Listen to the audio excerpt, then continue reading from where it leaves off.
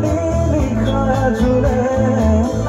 কব তোমাকে মূল কথা